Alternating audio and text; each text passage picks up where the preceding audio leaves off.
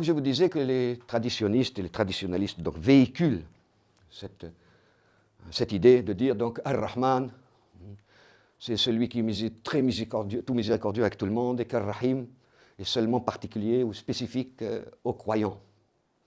Ce n'est pas vraiment vrai. Ce n'est pas totalement vrai. Puisque nous pouvons lire au moins 2 fois de suite dans le Coran, en fin de verset, les 2 fois du verset 143 du chapitre 2 et le verset 65 du chapitre 22. Qu'est-ce que nous lisons donc en fin de verset? Nous lisons que Inna Allah bin nasi la ra'oufun rahim. Certainement que Dieu, avec les gens, il est certainement suave et arrangeant. Là, c'est pareil. Où est la restriction? Où est la spécificité? Il n'a pas dit que Dieu est certes, avec les croyants, avec les assurants, il est suave et arrangeant. Il a dit bennas, les gens. Ces 2 formules en fin de verset que je viens de vous citer remettent en cause cette prétention de dire que Rahim, c'est un sens spécifique, restrictif, seulement aux croyants, parce que Dieu, lui, il parle qu'il est Rahim, Ra'oufun Rahim en plus, quand dis-je, c'est qu'avec tous les êtres humains. Il y a un verset, c'est le verset 156 du chapitre 7, les branches, c'est une prière. C'est Moïse. Écris pour nous une excellence dans ce monde et dans l'autre.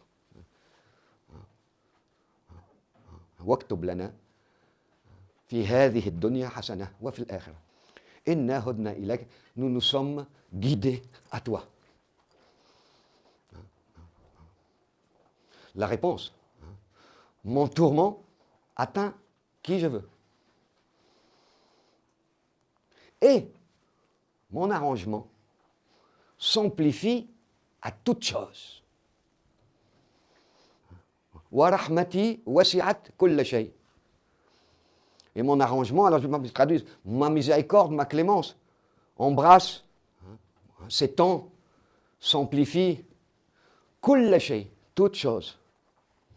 Donc si je parle que ma miséricorde, ma clémence, embrasse toute chose, donc ce n'est pas seulement les êtres humains, ce n'est pas seulement les fourmis, les oiseaux, les poulets, les chats et les chiens, c'est aussi les choses, y compris inertes. Par contre, tout à l'heure, je vous disais qu'en tant qu'attribut de Dieu, cette clémence, ce ne saurait être une clémence instinctive ou impulsive, suscitée par l'émotion.